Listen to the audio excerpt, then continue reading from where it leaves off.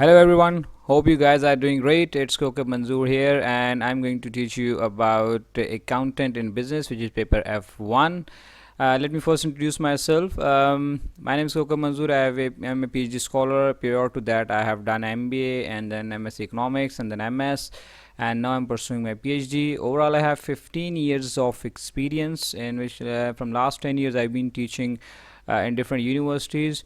Along with that, I also do online teaching as well, and you can see my YouTube channel link there where you can find around 200 videos about management, marketing, finance, HR, and various other subjects of personal development. I also do career counseling and motivational talks and trainings and sessions to the different organizations as well as to the universities. I'm a certified trainer of Children Global Network and Qasim Ali Shah Foundation and Islamabad Training and Development as well. And this is just a brief introduction. For more details you can search on the Facebook link. It's also given on the screen. You can see my contact number is also there and email address is also there, right? So this is just a brief introduction, and inshallah I will keep going on so we'll know each other more. So once again I welcome you all, and let's begin our paper. Let's begin the discussion on the this paper F1. Today we are going to discuss a topic that is macroeconomic environment, right? Before starting, I always say one thing, that please do have your pen and paper with yourself, because we are going to discuss so many things which might not be included in the slides. So, and we might be explaining so many other things with other examples, and that are very relevant, and it may help you in your exams as well, right? So do have your pen and paper with yourself, and even meanwhile you can ask me if there is any question, confusion or query, right? So the topic today is the macroeconomic environment, right? Now let's begin.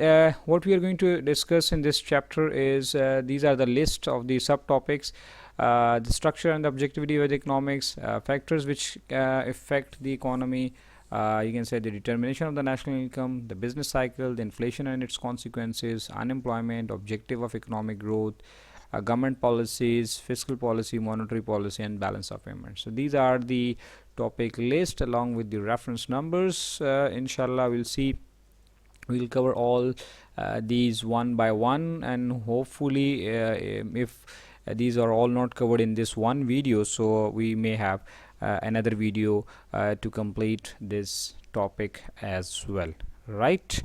So let's begin, Ji. What is macroeconomic environment? So the first topic was the structure and the objective of the economy. So first you need to understand what is macroeconomics. Macroeconomics is the study of aggregates. Remember one thing, right? So since economics is usually divided into two, one is the microeconomics with MICRO, right? And this is MACRO, macro. Macro means big, macro means large. So macroeconomics is a study of economics and economic activities where we are discussing the aggregates, right? Where we are discussing the total. It looks at the complete national economy, right? So what we can discuss in this issues here in macroeconomics, we can discuss inflation, we can discuss unemployment, we can discuss national income, and we can discuss so many other things which are at national level, right?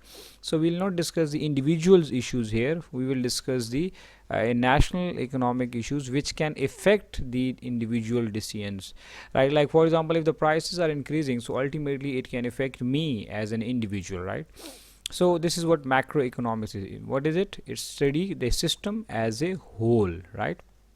Okay, the macroeconomic policy describes what the policies and the action government takes to control economic issues, including economic growth, inflation, and employment. See, I told you. So for making these variables to go in a smooth way, government makes the policies, which is called as macroeconomic policy.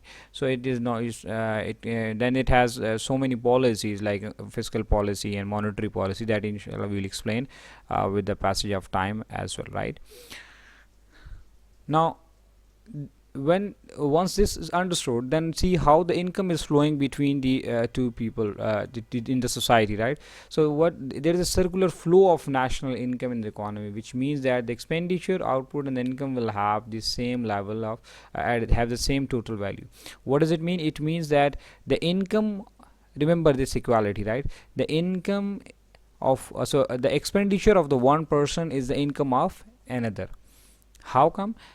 Like, let's suppose if I am a student, so I have the expenditure. When you pay the fee, it's an expenditure, right? So this expenditure, this your expenditure becomes the income of the government, right? Income of the university, right? And then even university give the salaries to the to these teachers, for example. So this is the expenditure of the teachers, university, and the income of the teacher. So income, it is an equality, hypothetical equality, when we say that the income of one person is the expenditure of one person is the income of another. Now, so for example, there are two types of people living in a society. One is called as household, and the other one is called as firms. Now, how the money is flowing between household and the firms? Now look at this diagram, right? It will make you more clear. You see, there are the two types of people. These are the households, and there are the firms, right? Now what happens? Households are providing factor of production to the firm. What does it mean? Factors. For example, I am a household person, so I provide labor to the firms, right? Now what the firms are doing in return, firm will pay me the wages, right? Now I provided the services and the firm provided me the wages. Now with that wage, what I'm going to do, I will purchase the goods and the services which are produced by the firm, right? What the firms are doing, firms are producing goods and services, right? For example, it's a shoemaking company, whatever, right? So what happens when I get the wages? Look at here, sorry. When I get the wages, so what I do, I will purchase the goods and the services from the firm, right? So a government give the money which came to the households now going back to the firm, right, in terms of consumer expenditure, and in return they are giving us the goods and services. Similarly, if you have the property as a household and you are giving it on the rental basis to the firm, right? Now what the firm is doing, firm is giving you are giving the land to the firm, and the firm is giving you the rent. With that money, again you are buying the goods from the goods or the services from the firm, and you are giving money back to the firm. So you see how the money is flowing from household to the firm. It goes here and then comes back to this. So this flow is called as national circular flow of the national income.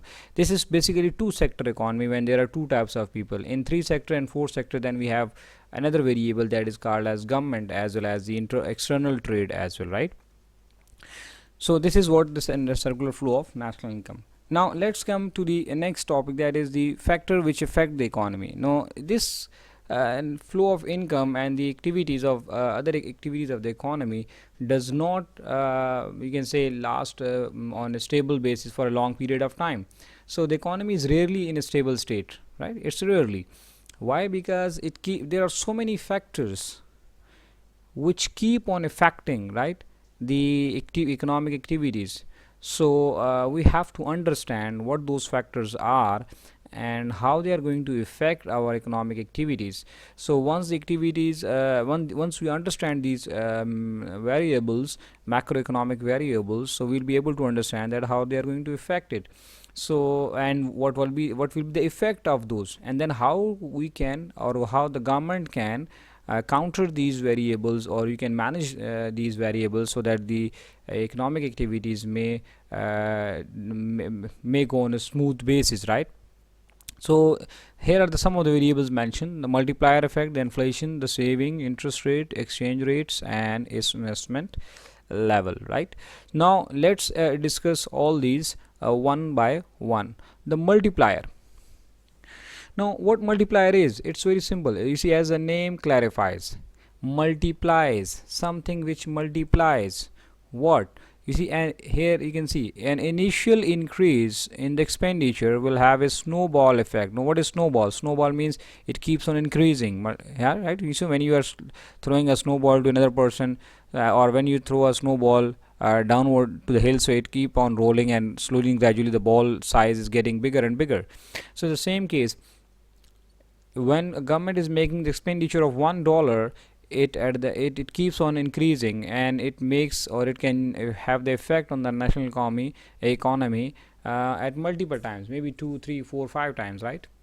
See, so leading further and further expenditure in the economy. So the total expenditure in the economy, in one way of the measuring national income, it follows that an initial increase in the expenditure will cause an even larger increase in the national income. It means that when government spend $100 million in an economy, right, in an economy to for any purpose, so the effect of this $100 million at the end will be much bigger than this amount. Now you might be thinking that how it works. Now let me show you that how it works. Take the simple example. Now think of an increase in the government spending on the construction of roads, right? Now for example, let's government make a contract. Let's suppose government want to make a road from one place to another place, one city to another city, right? 100 kilometers road, right? For example, for this government is allowing, you can say, the announcing the budget, or they're going to increase the spending of, let's suppose, 100 million pounds, right? Now what happens here? Now government will give this 100 million pounds, or transfer this to a contractor account, right? Now what the contractor is going to do, you see, now see one by one, the income of the contractor has been increased by 100 million pounds. Got it? Now you see, I told you the expenditure of one person is the income of another person, so don't forget this equation. This is very important. Now income of one person is the expenditure of one person is the income of another person. Now government has given 100 million pounds to a contractor. Now what the contractor is going to do, the contractor will hire the labor, right, and he will pay the money for construction of the roads. Contractor will hire the machines, right? Contractor will hire the or other small firms to make these roads, right? You see, and what he's going to do, all these employee works who will receive wages that can spend money on goods and services. Now those people who were hired by that contractor, they received money against the services they have provided. Now when they got money, now their income has increased. You got the point? First point, contractor income was increased. Now when he paid expenditures, you see, he's spending money on the labor. Now the labor income is increased. Now what the labor is doing, now he or she, the person who got that wages, now they are going to the market for buying different goods and services. So when they are spending money, so the income of the third person, the shopkeepers, have been increased. So this is how 100 million pounds have been multiplied, you see, spent by a number of times. So every time they are spending money, so this expenditure of one person is generating income of the another person. So hence in this way we can say that this is going to increase. You see, the new roads in return might stimulate the economic activity, for example, amongst the road haulers, house builders, and estate agents. On the other hand, the more the economic activity is increasing, so the more the people are doing the exchanges. So every time every individual is spending £1 is generating the income of another person, right? So 100 pound which was injected in the economy by the government has the result of multiple times. So this is called as multiplier effect. Got it? Another variable is aggregate demand and aggregate supply. You see, everything in the economy is determined by the two forces, demand and supply.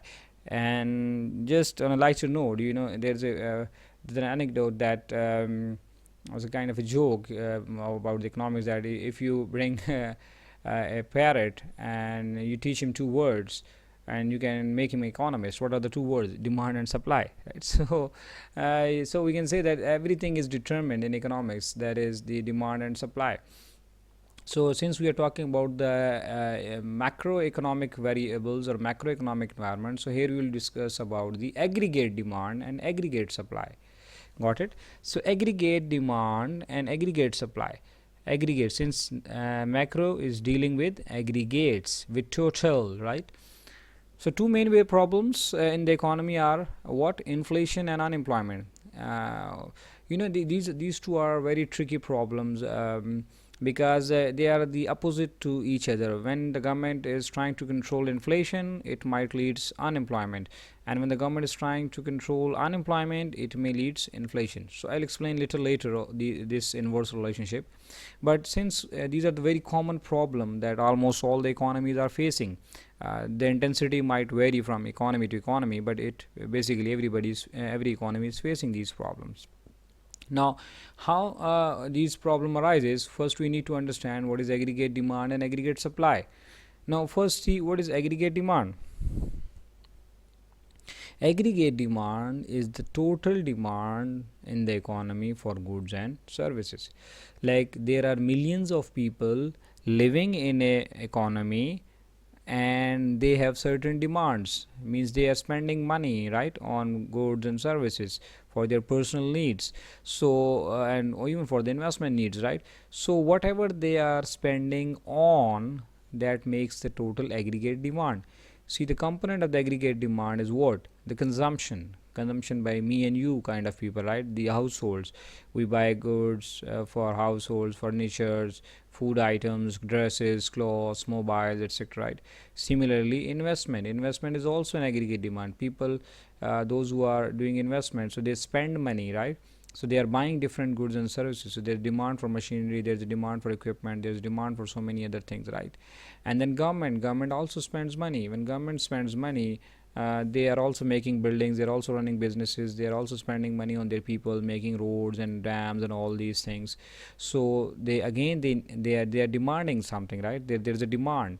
And export minus import. So exports are the goods that we are sending to other countries, so that is the excluded from imports are imports are the goods that we are buying from the other country, so that is excluded from the export, because imports are not produced by us, right? So in short, all the people living in a country, including consumers, producers, and the government, whatever they spends on except the imports, that makes the total aggregate demand in the country. Then comes the opposite side, or the other side is the aggregate supply. Means aggregate supply, as the name clarifies, that what is the total production that has been taken place in the country. So aggregate supply refer to the ability of the economy to produce goods and services. How much agricultural products we have produced, whether it's wheat, maize, fruits, vegetables, how much we have produced in terms of industrial goods, how much services have been produced. So means what is the capacity of production of economy, right? So we have to see, you see, first we discussed that what is the demand side, and now we are discussing what is the supply side, the total quantity that we can produce, whether it's an agriculture, industrial, services, or any other that we can produce with the help of the given amount of resources, right? So that will be called as aggregate supply. And aggregate supply is positively related with the price. What does it mean? It means that as the price increases, I will try to produce more and sell more to earn more. Got it? So this is because the price rise will make more profitable sales, you see, and encourage the organization to increase their output and sell more. So the more the prices goes up, so the more they will be producing, right? So that they can earn more at this time, because they know that this increase in the price will not last for long. So this is the time to grab the market share. So how now the equilibrium takes place? Equilibrium takes place when the demand curve is intersecting the supply curve. So when the aggregate demand and the aggregate supply curves intersecting at a certain level, this is called as the equilibrium level of national income. So it will be something like this, right? Here we can measure this is your aggregate demand curve, and this is your aggregate supply curve, right? So here this is the demand, this is negatively sloped, you see, it's sloping downwards. This is the aggregate supply curve, and here they are intersecting.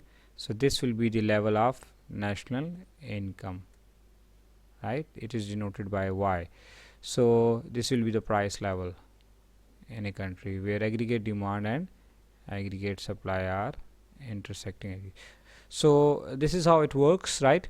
So here is the Y, the aggregate demand and aggregate supply is determining the total equilibrium level of output, right? Y shows the output level, right? So this knows the this is known as the equilibrium level of national income, where aggregate demand and aggregate supply are equivalent. For example, the total demand of the chicken in the country is 100 million tons of chicken per year, right? And the economy is also producing 100 million tons of chicken at the rate of let's suppose £2 per kg, right? Whatever, right? So this is how we can say that the equilibrium is determined. But we know that since economy is not producing one good, but they are producing hundreds and hundreds of goods, so all the goods are taken, their aggregate demand and their aggregate supply is taken into consideration, and then we see how it is at equilibrium at what level of price. Now this equilibrium does not last for a long period of time. Why? Because there may be an inflationary gap or deflationary gap. Now what is inflationary gap? Inflation is the rise in the price. So inflationary gap is what? It's a situation where resources are already fully employed and there may be an inflationary gap. Why? Because there is an increase in the demand that will cause changes in the price, but no variation in the real output. Now what happens if the economy is operating at full capacity level, mean at full employment, and they are producing whatever they can produce? So it means here they are meeting at equilibrium level. But what happens due to any reason if the demand increases by 10% while the production cannot increase because they are already operating at full level? So what will happen? There will be a rise in the price by 10% as well, right?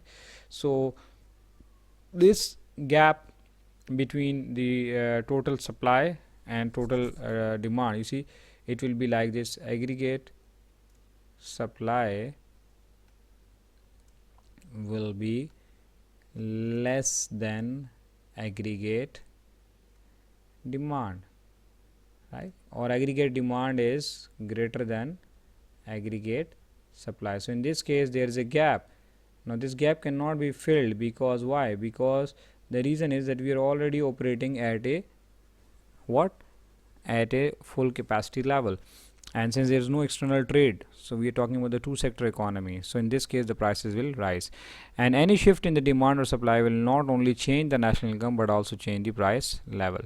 So here is the example in detail. It's given, you can read it yourself. It's simply mentioned that if we are country is producing 1000 unit of output and the price of each unit is $100, so this means they are getting $100,000, right? This is the total. The country does not have any external trade. Now what is happening? Let's assume the pay rises, people may get more monies, or the easy credit terms are available, or any reason, so their expenditure is increased by 20%, that is $120, right? Now what happens? The economy aggregate demand has risen by 20%. Now since the economy is fully employed and cannot produce more than 1000 units, this is a full capacity, so what will happen? If the expenditure rises by 20%, the price also have to rise by 20%. This is called as inflationary gap. Now this is a gap between the aggregate demand and aggregate supply, which will ultimately cause a rise in the price. So in other words, when economy is at full employment, any increase in aggregate demand will result in inflation, right? Similarly, exactly opposite of this situation will be known as deflationary gap. Now what is deflationary gap? In a situation where there is unemployment of resources means there are some resources but which are not being utilized so far, so that will lead to a deflationary gap. You see, prices are fairly constant and real output changes as the aggregate demand varies. What happens? Similarly here, aggregate demand here aggregate demand will be less than aggregate supply, right?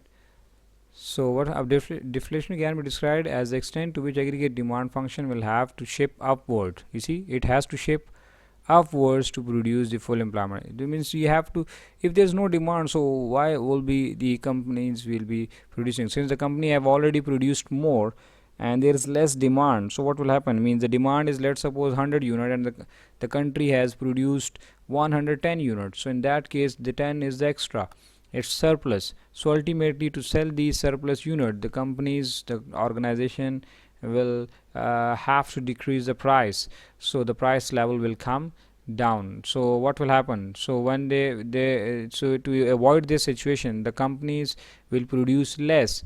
They will not produce 110 units, they will produce 100 units. So means they are now keeping some resources idle, or we can say unemployed.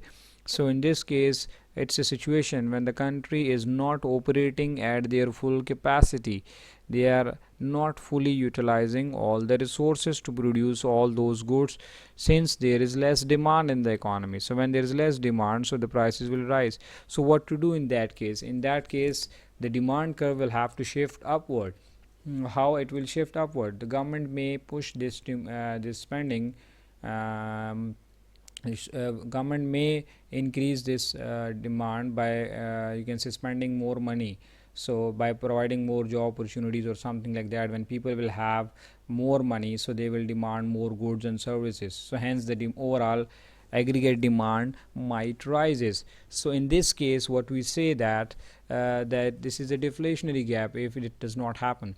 So when there is a less demand in the economy, right, so what will happen, there will be an excess production, and due to this excess production prices will come down. And we have studied that the supply is positively related to the price. When prices come down, the supplier will reduce the production to avoid the losses. So what will happen when they will reduce the productions? You mean overall economy is not producing at the optimum level.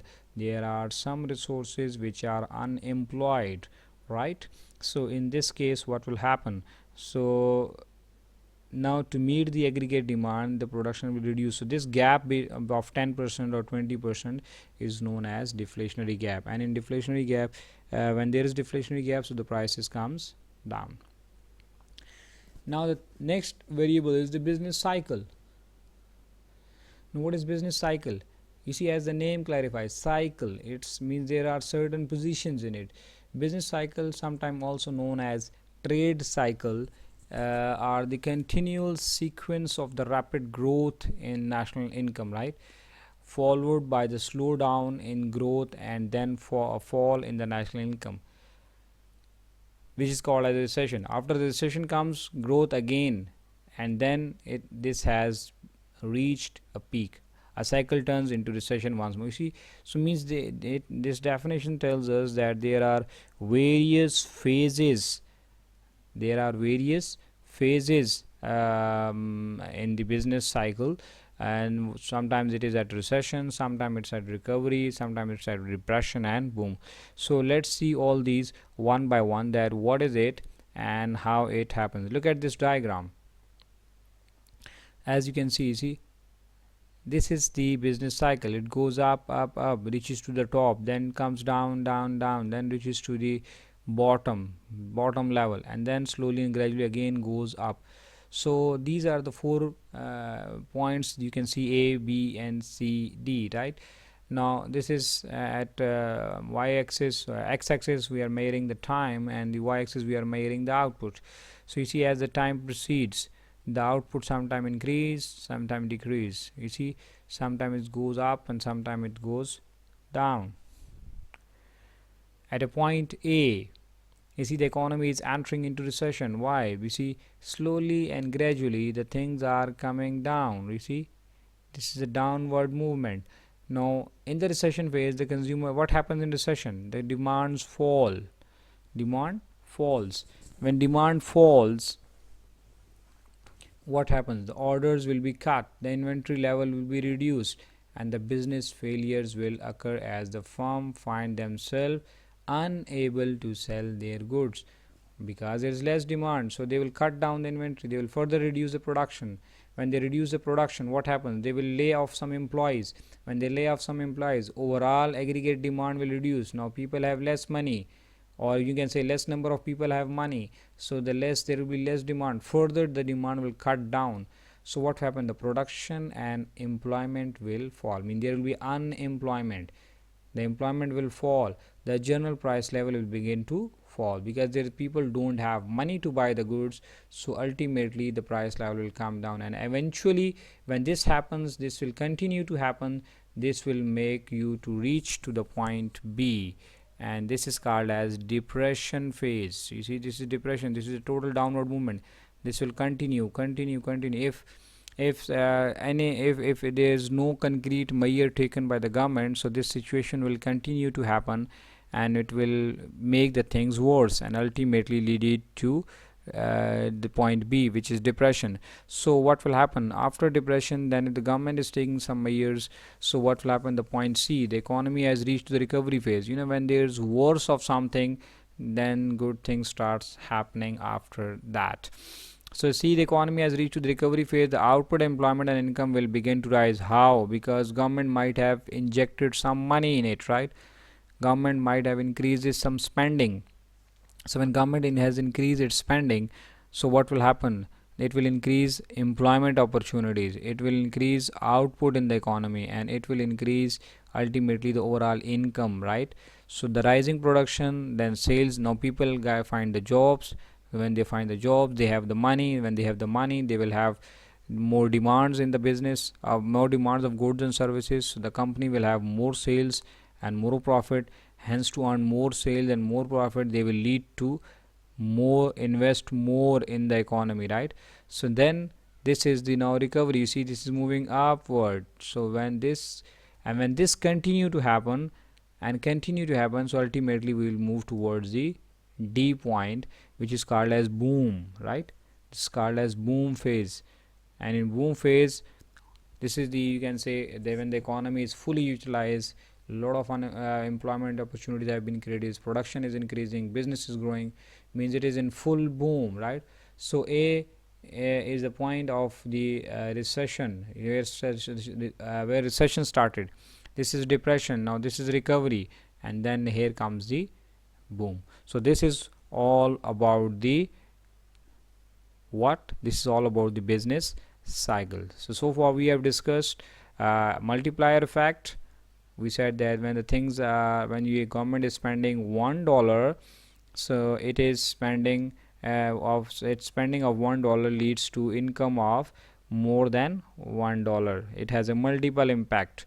And similarly, when we are you can say when then we discuss the inflationary and deflationary gaps, how it's going to affect when the economy is operating at full capacity level and there is an increase in the aggregate demand, so it will lead to increase the price. That is called as the inflationary gap. The aggregate demand exceeds the aggregate supply, and vice versa is the situation for deflationary gap.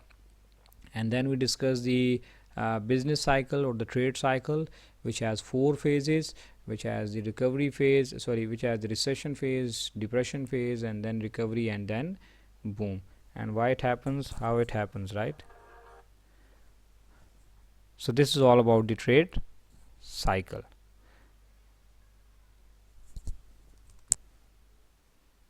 Okay, next is inflation and its consequences. Next variable is inflation, and inflation is what, as I told you a little earlier, that inflation is the name given to what, to an increase in the price. When there is a overall increase, overall general increase in the price, that is simply called as inflation. If you want to write the definitions, you can write it's a simple gradual increase in overall price level. It is known as inflation. Simple, right? Means it's not the phenomena of one day, or it is not the phenomena of one product. When there is increase, it's a gradual increase in the price level of different commodities over a period of time, so it's called as inflation. So it's also manifest in the decline in the purchasing power of the money. So in other words you can also explain that when there's inflation, so there's a decrease in the purchasing power of the money. How it works, like you see, if the previously the price of something was 10 and now the price has been increased to 11, so what does it mean? It means that the value of $10 note or £10 note has decreased. Now you cannot buy the same amount of goods with the help of £10, right? Previously which you could buy it, now you need to have one more, so the value of the money has been decreased. So these two are the same in one, right? So if the prices increases, so it, in other words, you can say the value of money decreases, or you can say the purchasing power of the money decreases, right? Whatever we could purchase previously with the help of same amount, now we cannot purchase the same amount of the goods, we may need more money. Now, is inflation really a problem? Yes, it is. In any economy, having inflation can create a number of issues for the economy. So for example, what those issues can be, that issues can be the redistribution of the income, because now rich might be getting richer and the poor might be getting poorer. It might create the disruption in the equilibrium, as we discussed earlier, inflationary and deflationary gap. So it might impact your balance of payment system, because now let's suppose if the exchange rate has been affected because of this, so now you have to pay more to the rest of the world, right, if there is an inflation in the economy. So means there are a number of issues that can arise because of the inflation. So it's a serious issue that we need to take care of it. We means the government has to take care of it, right? Now, first of all, how to calculate it? How come we know that there is inflation? So inflation, there are various methods to calculate inflation. Here we are discussing the most commonly used, that is called as CPI, Consumer Price Index. Now, what is Consumer Price Index? It is based on a chosen basket of items. We have certain basket of items, certain items, basket made of certain items. For there are around 300 to 500 items, right? It varies as per different definition, it varies, right? So what like it concludes kitchen items, food, shelter, and dresses, and so many other services that we commonly use, right?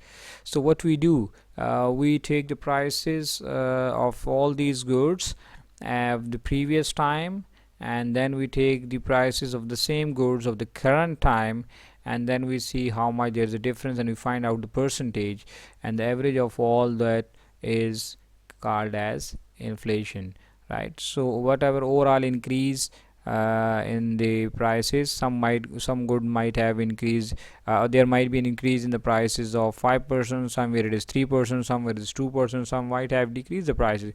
But when we take overall total and find the average, so it gives us a figure. Maybe let's suppose it is 3%, right? So means overall the prices have been increased by 3%. And you can also calculate it by you can say quarter to quarter, week to week, and we can say year to year. Since the more the system is computerized, the more you can easily calculate it, right?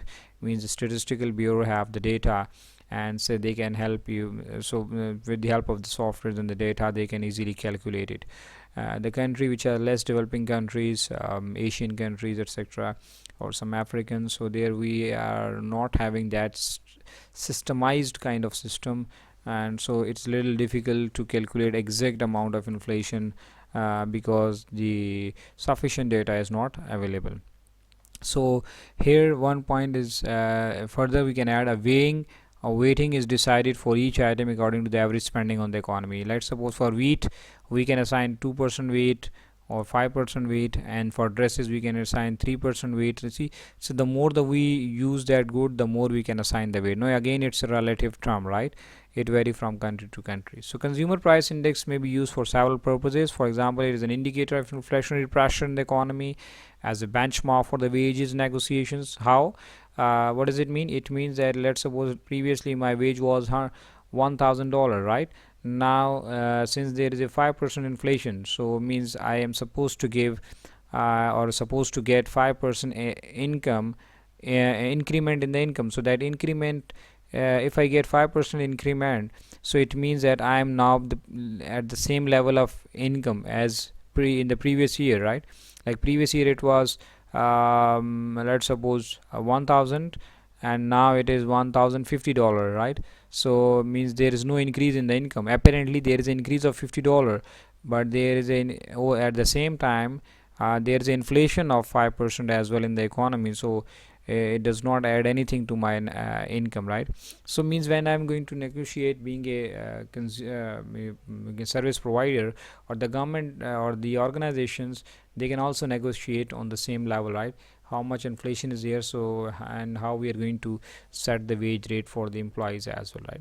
So in short, a consumer price index is the goods that we take. There are several goods, we take their previous prices and the current prices, and then we can assign the weight to it, and we find the changes, and based on that change then we can find the percentage as well, right?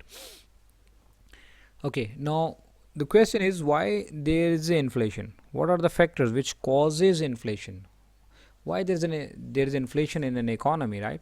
So there are various factors. One is called as demand pull factors, cost push factors, import cost factors, expectations, excessive growth in the money supply, and there are various others as well, right? So here a few common factors are mentioned. Now the first one is demand pull factors. Now as the name clarifies, right, demand pull mean anything, any rise in the price which is caused by the excessive demand.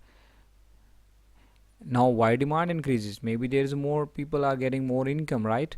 There's more job opportunities, or there are more incomes to the people overall. So when there's more money the people do have, so as per Keynesian law, their income increases, your expenditure increases, means now you are going to spend more money, right? So when the overall demand increases, so the prices will rise.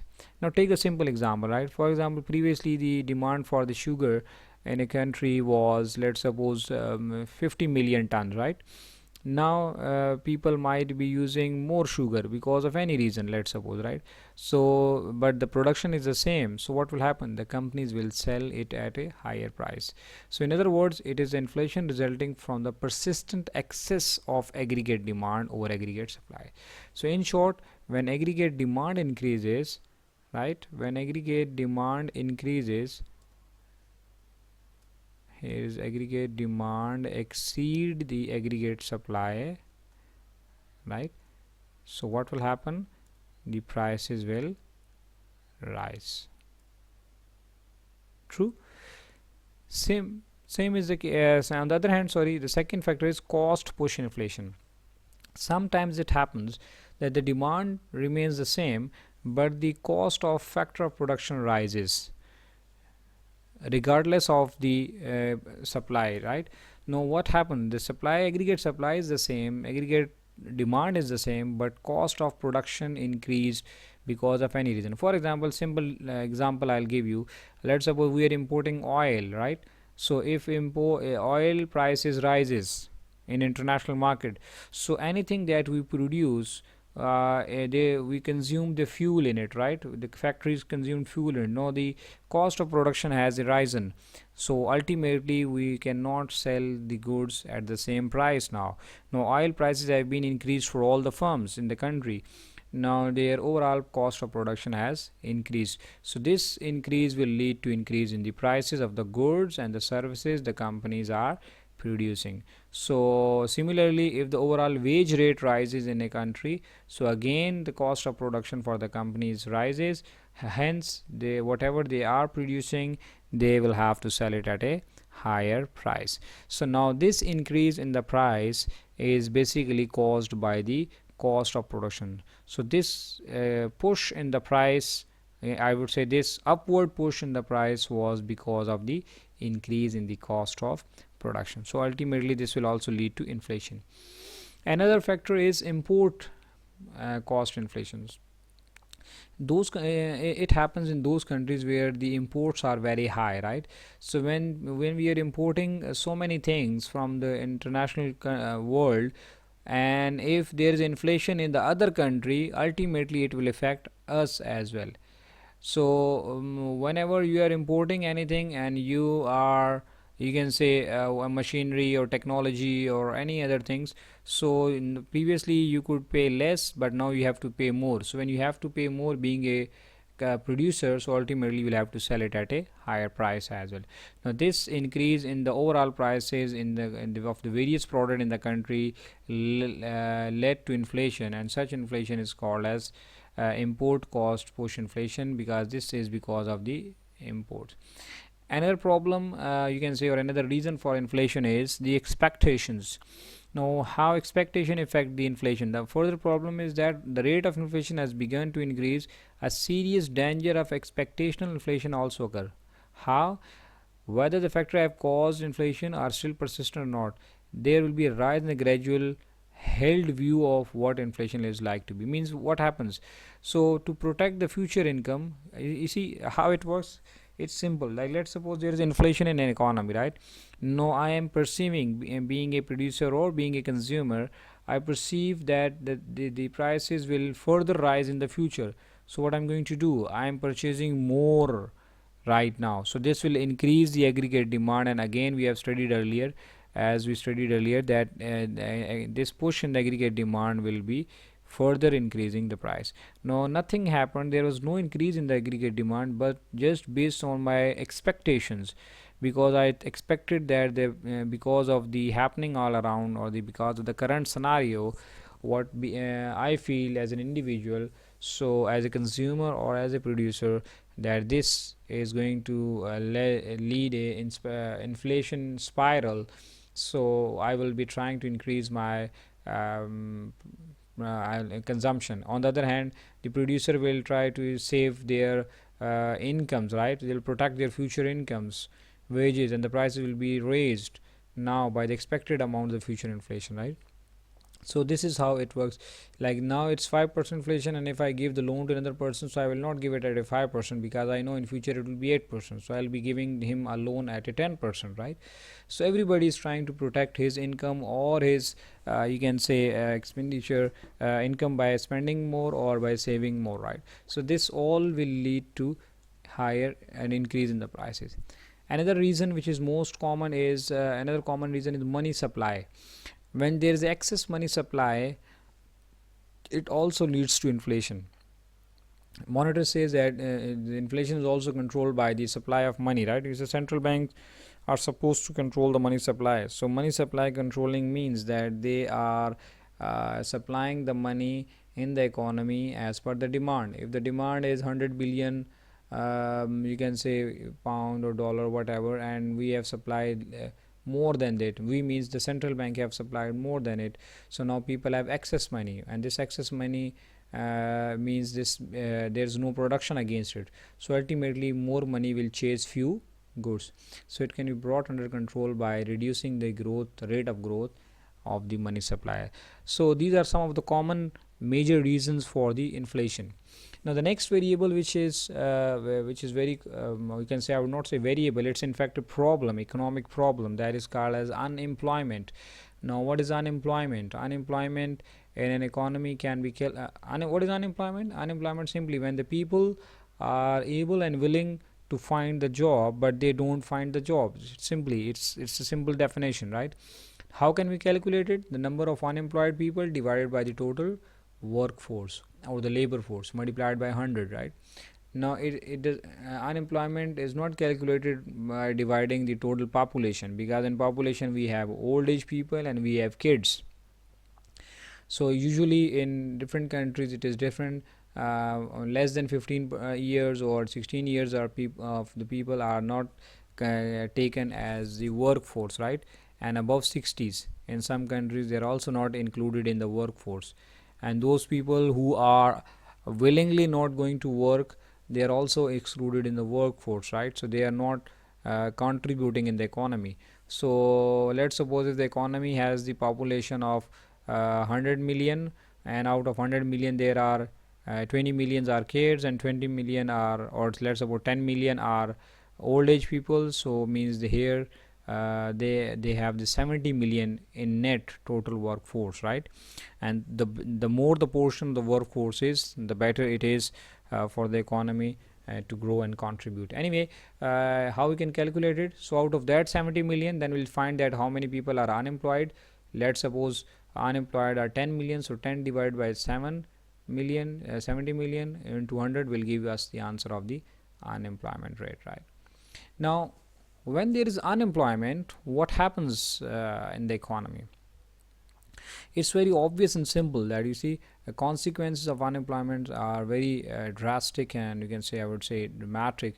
One is the loss of output, means all those people who are unemployed, so they are not contributing in the economy. So it means that economy is not operating at a fuller level, right? So in this case, what we can say that the economy is not at full employment, so there is a loss of output.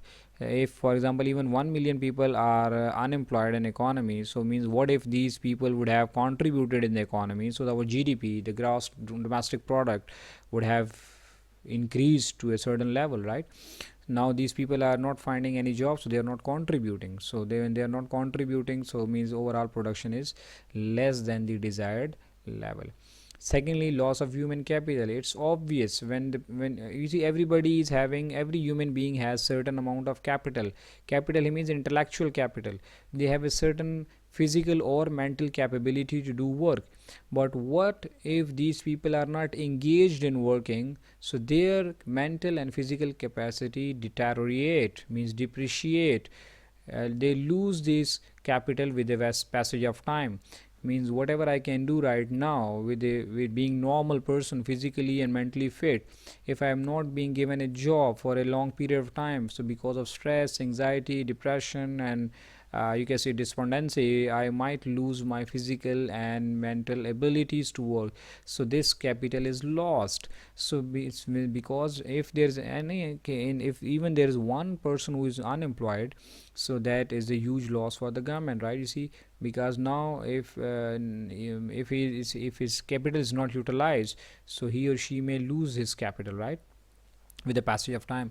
Increasing inequalities and distribution of the income. Obviously, those people who are rich, so they are having businesses, they are growing, or they are doing jobs, so their income will grow, and those who don't have the job, they will further, their situation will get worse. So the gap between rich and the poor will increase. Social cost is can be defined or explained in various ways. Like you can say, people, those who don't find job, they may go in criminal activities, they may be getting drug addicted, or they may be like, they can cause anything. You see, they can create so many kind of law and order situations, and thefts and stealing and killing, and you see, so all that is a social cause. They can harm the society in any way, right? Because they don't find money for their basic needs, so they will go for anything, whether legal or illegal, whatever, right? So all the crime, so most of the criminal activities have one common reason, that that is because of the poverty, right, or because of the loss of income. And the last point here mentioned is increased burden of welfare payments. So in developed countries, we see that there are various kind of programs, unemployment allowances and welfare allowances, and you can see, so these kind of then if there's unemployment, so government have to pay a huge amount of money every year, and they have to allocate a lot of money in their budgets to accommodate these kind of people who are unemployed, and especially the old age people. So for these kind of welfare expenses, it's a burden on the government, so it's better to provide or you can say opportunities to the people, so that they can do something at least, and they are employed rather than unemployed. So here are the various types of unemployment: structural, seasonal, frictional, cyclical, and technological. We'll see quickly. It's very simple, we can explain it. Structural unemployment is that when there's a change in the structure in the economy, so people with a certain amount of skills may not find a job, because now they are not fit for the new kind of structure, right? So you see, let's suppose people from agriculture to industry, so they might face problem because they don't have the capacity or skills to work in industry, and similarly change the structure of the industry. Sometime within industry the structure have been changed, so the people with the obsolete skills are not you can say no more in used by the organization. So there are a lot of structural changes. Sometimes industry there are downsizing, right sizing, restructuring, so that all ultimately leads to some you can say loss of jobs, right? So these such kind of people then don't find the job, so such kind of unemployment is called as structural unemployment. Seasonal is very simple. Some factories are offering jobs at seasonal basis: summer season, spring season, you see winter season, Christmas season, etc., right? So when season is off, so these people come, factories are shut down or low down their production, so ultimately few people are laid off, so that is called as seasonal unemployment. Frictional unemployment is mean people when they are switching job from one company to another, so between that time period they are temporarily out of work, and or let's suppose any employee is laid off or terminated or resigned from the company, so in that case he or she might be now looking for the new job. So it may take 1 week, 2 week, 1 month, 2 months, or few from a certain time of period, so that for that time period this person is called as frictionally unemployed person, right? Sometimes companies want to transfer you to another branch and you don't want to shift, so in all this also may lead to a frictional unemployment. Cyclical unemployment is because of this recession and depression, as I explained in the trade cycle, that when there's a recession, so there is a cut down in the aggregate demand, so companies produce less to meet the reduced demand. So to produce less they need less number of people, hence they lay off some people, they terminate some employees, so such unemployment is called as cyclical unemployment. Technological is very simple. Due to automation and robotics and all these kind of latest upgraded technology, and now machines are replacing human beings, especially in terms of hard skills, so ultimately we'll say that this is such kind of unemployment is because of technology. Here are the causes of unemployment. Is very simple. Sometimes increase in population lead to unemployment. Rural urban migration, people are coming from rural areas to urban, so they don't find job, that leads to unemployment. Downsizing, as explained earlier. Lack of capital, there are so many people who have the capacity to be an entrepreneur, but they don't have the capital, sufficient amount of money, so they cannot run the business. So or sometimes companies don't find more capital, so they cannot expand their business, so in that case they cannot generate more job opportunities and hence leads to unemployment. Lack of credit facilities, government sometimes provide credit facility, but in less developing countries it's at very hard terms, so because of that lack of credit facilities some companies cannot operate at optimum level, or they cannot expand their business, or even individuals who want to do some business, they don't find credit and they don't have money, so they cannot even get access to credit from the banks or financial institutions, so again they remain unemployment. Seasonal variations, as I explained earlier, sometimes see when season is off, so companies are shut down, so people are laid off. Technological advancement is another reason, as we explained earlier. Lack of skill and work experience, very important. We people are having education, we are focusing on the education, but we are not focusing on the skills. So entrepreneurs and the businessman, the industrialist need skilled base worker, right? And he need or she needs experience. So the point is that we people do have degrees, but they don't have education, they don't have experience, and they don't have relevant skills to perform their jobs, because of which they are not getting the desired level of job. And lack of education, you see sometimes even people don't have education. A country, especially less developing countries, overall if we see, so there are most of the countries they have even less than 50% literacy rate. So if your workforce is less than 50% rate, so they are uneducated and unskilled, so how you can accommodate them? At the most they may become somewhere a labor, but they cannot get a higher job, right? And labors are already you can say mostly replaced by the machines, right? So hard skills are replaced by the machines, so there are less jobs for the labor. And secondly, those who are even got the degrees, the education is an obsolete, right?